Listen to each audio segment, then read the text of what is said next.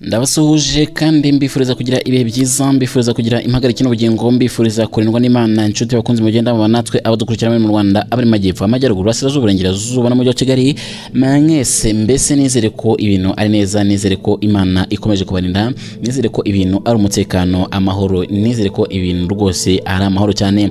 Hanyuma mbafitiye amakuru menshi rero ndaza kubabwira rwose, mwebwe icyo musabwa no kuguma hafi yanjye, ubundi nkababwira ukuntu byifashe, ndetse kandi ikintu njye nkunda kubabwira mbabwira ko mwadukurikira ku mbuga nkoranyambaga zitandukanye zirimo X, hose uragenda ukande uwandikemo Trend Nova TV, ubundi tubona udukurikira amakuru yose. Mbese kuri YouTube urajya ubonaho, kuri X update zose urajya uzibona, ndetse kandi ugerayo ntiwibagirwe gukanda follow kugira ngo ujye ubone ugerwaho na notification uko dukoze amakuru. Mbahaye ikaze. Hanyuma rero reka mite nihuta babwire ko u Rwanda na Somalia byaganiriye kwagura ubufatanye. Minisitiri w'Ububanyi n'Amahanga n'Ubutwererane Ambassadeur Olivier Nduhungirehe yaganiriye na mugenzi we wa Somalia Ali Mohamed Omar ku bufatanye bw'ibihugu byombi. Minisitiri Nduhungirehe na Omar bahuriye mu mujyi wa Antalya muri Turukiya, ndetse hari kubera inama mpuzamahanga ya diplomasi cyangwa se y'ububanyi n'amahanga.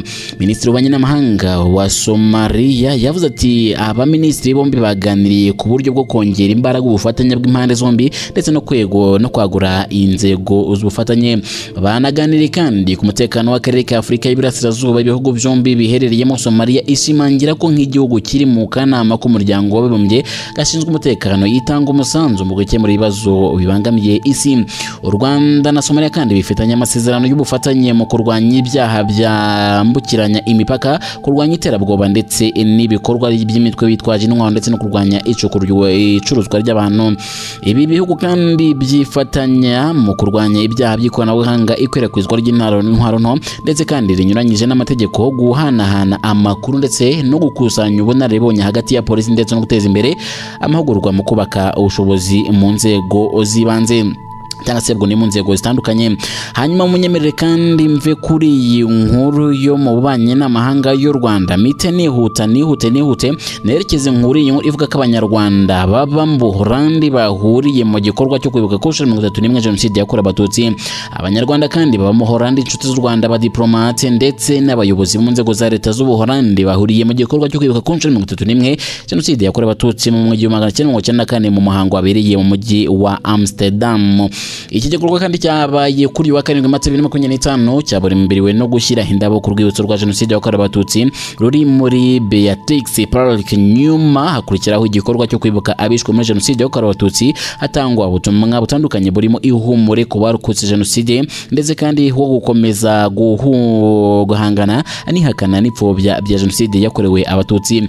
Uwitwa Charles Dafeya cyase mu ambasade n'ushinzwe ubw'ububanyi n'amahanga n'ubundi bwo muri ambasade y'u Rwanda mu Buholandi, Jean Hugues Mukama yashimiye bifatanyije n'abanyarwanda mu gikorwa cyo kwibuka ku nshuro 31, agaragaza ko kwibuka Jenoside yakorewe Abatutsi atari ugusubira mu byabaye gusa, ahubwo ari no gukomeza urugendo rwo kubaka ubumwe, ubutabera n'ubuzima bushya bw'igihugu. Mu ijambo rye kandi Mukama yavuze ko Jenoside itatunguranye kandi ahubwo yateguwe igemeje kurimbura burundu Abatutsi. Yatanze urugero rw'umuntu Abatutsi cyangwa se rw'ukuntu Abatutsi bageragezwaga cyangwa se bageranwaga n'inzoka cyangwa se inyenzi, ibintu byabaye intangiriro y'iyicarubozo bakorewe ryagejeje kuri Jenoside yakorewe Abatutsi. Yibukije ko kandi Jenoside yari yaracengejwe mu banyarwanda mu gihe kirekire binyuze mu mashuri, amadini ndetse n'ubutegetsi bwakurikiranye mbere y'1994. Uyu Mukama kandi kugeza ubu yanavuze ko ku ruhare rw'Ubuholandi mu gufasha u Rwanda mu nzego z'ubutabera, haba mu bikoresho, mu bushobozi bw'abakozi, ndetse no mu manza z'abakekwaha ko basize bakoze Jenoside baba mu Buholandi. Yavuze ati turashimira leta y'u Buholandi ku nkunga idahwema guha u Rwanda mu butabera, by'umwihariko mu bijyanye no guha cyangwa se no guta muri yombi, kohereza cyangwa se gukurikirana abakekwaho uruhare muri Jenoside bari ku butaka bw'u Buholandi. Yasabye ibihugu byose kandi biri mu Buholandi gufatanya n'u Rwanda mu gukomeza kugaragaza aho bakekwa nyine kugira uruhare muri Jenoside bahungiye, ndetse no kubashyikiriza ubutabera. Ati rwose nta gihugu cyemera ubutabera gikwiriye kuba indiri y'abakoze Jenoside. Mukama kandi yagarutse ku buryo ingengabitekerezo Jenoside yakorewe Abatutsi gikomeje gukwirakwira, by'umwihariko binyuze ku mbuga nkoranyambaga ndetse no mu mashyirahamwe afite imikoranire n'imitwe yasize ikoze Jenoside. Asaba ndetse ko bahuriza imbaraga hamwe kugira ngo babirwanye.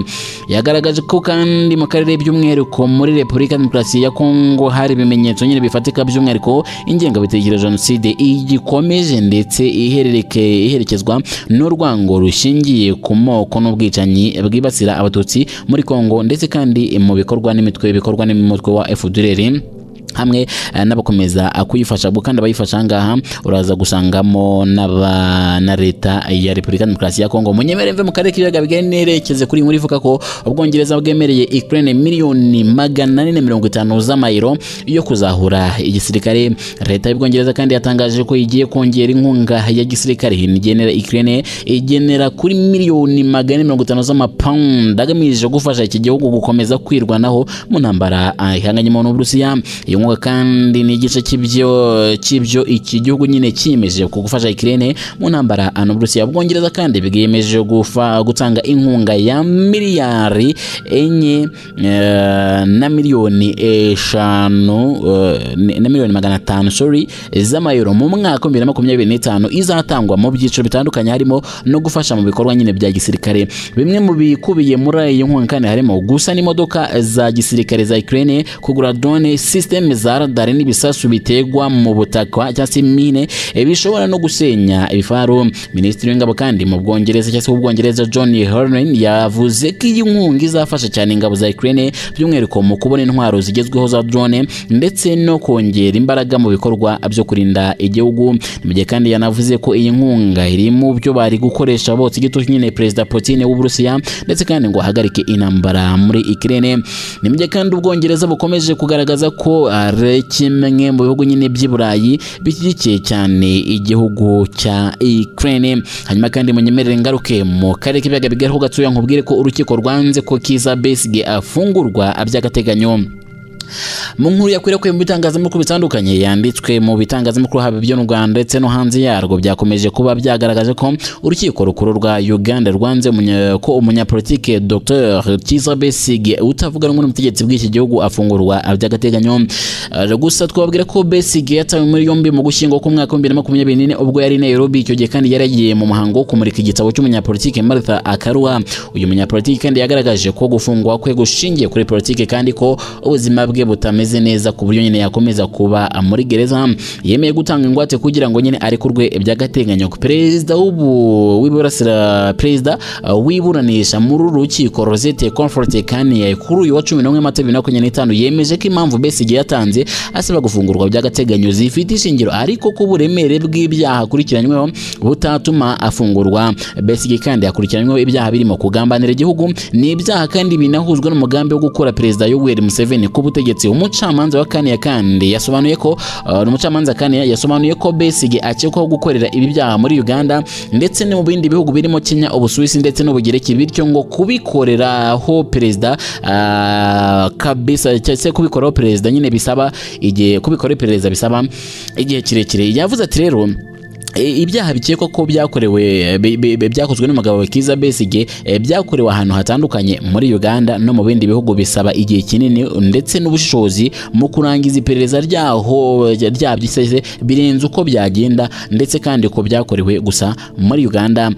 Kandi yasobanuye ko iperereza rikomeje mu nyungu z'ubutabera agaragaza ko Besigye abaye ariko washobora kubangamira ubutabera bityo ko nyine azakomeza gufungwa. Besigye kandi yafatiwe hamwe n'umujyanama we yitwa Haji Obeidi Rutare nawe azakomeza gufungwa nyuma y'aho urukiko rwanze ko afungurwa nyine by'agateganyo. Hanyuma kandi munyemere imitensoza kuri inkuru ivuga ko Papa Francis yagaragaye mu ruhame yambaye imyenda isanzwe. Papa Francis umaze igihe kandi arembye ndetse ubu akaba yarahawe amezi 2 yo kuruhuka kubera uburwayi bwo mu myaka myanya y'ubuhumekero, yagaragaye mu ruhame muri Bazilika ya Mutagatifu Petero i Vatican yambaye imyenda isanzwe yo kuba aho kuba nyine ibishura by'umweru amenyerewemo. Papa kandi yagaragaye atwawe mu igare ry'abarwayi yambaye ipantaro y'umukara n'umupira w'umweru, ku mazuru harimo ibikoresho nyine bimufasha guhumeka, yari yiteye n'umwitero w'imbeho. Abakristo kandi bamubonye bamuhagaritse abavugisha umwanya muto. Papa Francis kandi aherutse mu bitaro aho kandi yamaze iminsi 38 cyangwa se ukwezi n'iminsi 7 avurwa indwara y'ubuhumekero. Ibihe bigoye nawe kandi yanyuzemo mu myaka 12 amaze ayobora Kiliziya Gatolika. Ni naho dusoreje amakuru twari bateguriye, n'amakuru tubashimira kuba atwabanyemo neza, ndetse kandi tunabwira ko mwakomeza gukanda subscribe kugira ngo amakuru yose ajya bageraho neza 5/5. Gusa tubibutsa ko twitwa Trend Nova TV ku mbuga zose zitandukanye. Ndabashimiye.